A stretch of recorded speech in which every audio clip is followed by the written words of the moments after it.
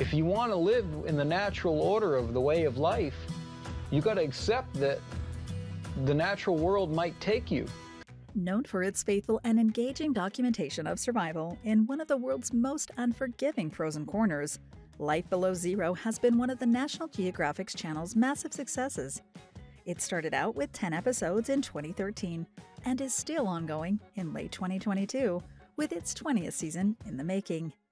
With over 200 episodes, multiple specials, and 8 Primetime Emmy Awards, this documentary reality TV series rivals the genre's most prominent competitors.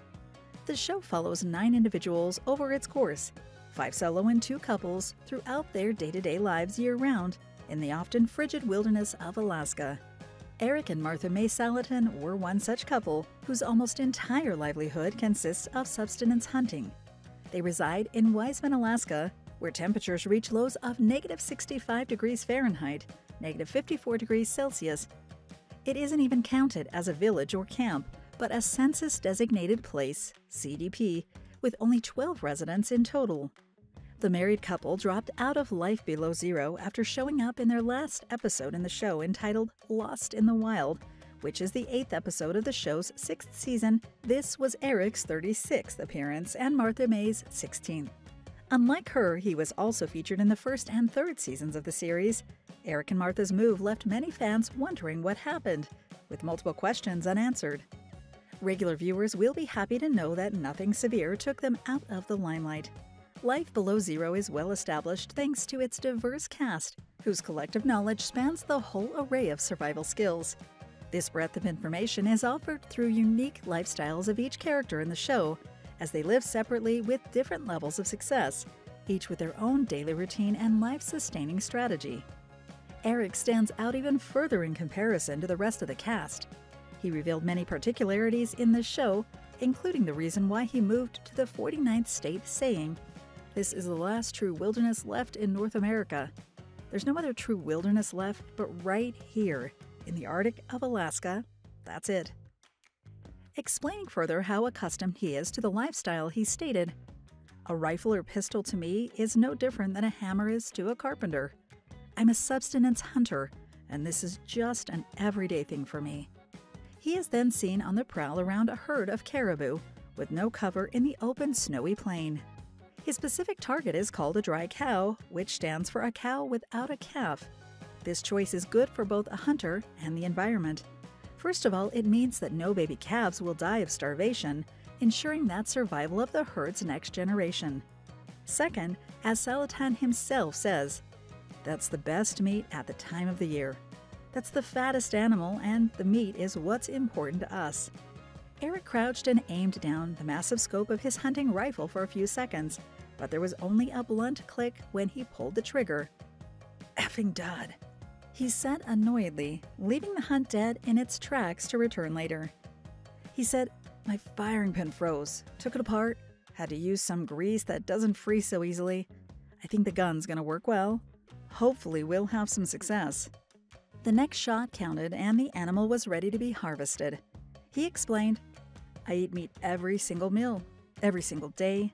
I buy absolutely no meat whatsoever from the store. Every bit of the meat that I eat is harvested by myself. I love it."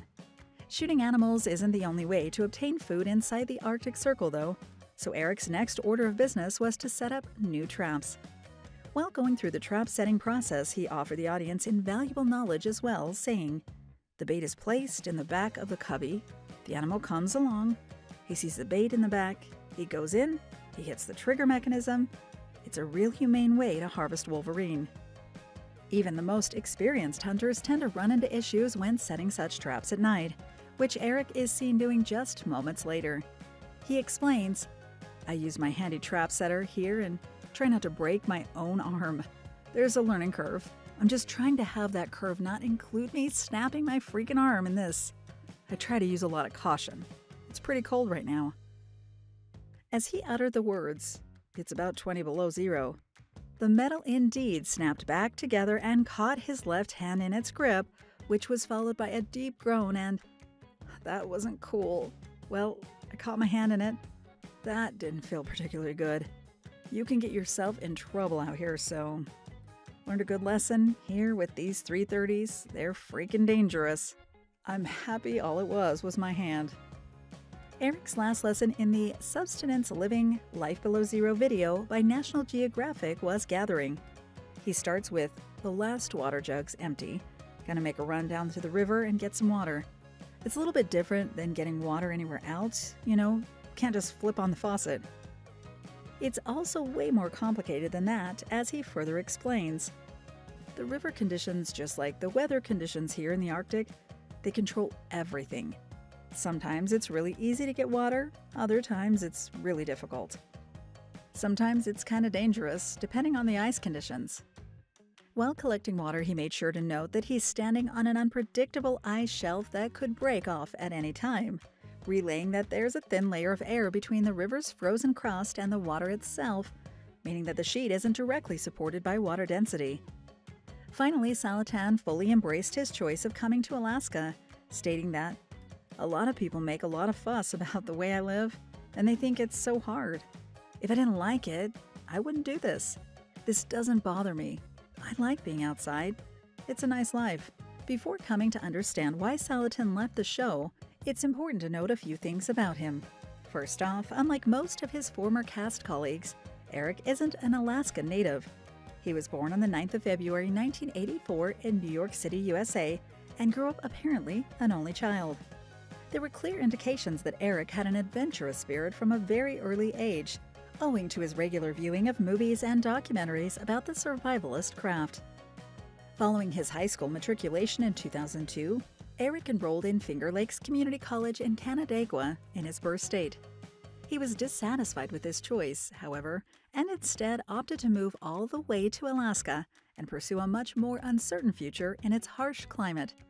Upon settling in the aforementioned Wiseman CDP, he enrolled into the University of Alaska Fairbanks, from where he graduated with a degree in Natural Resources Conservation in 2006.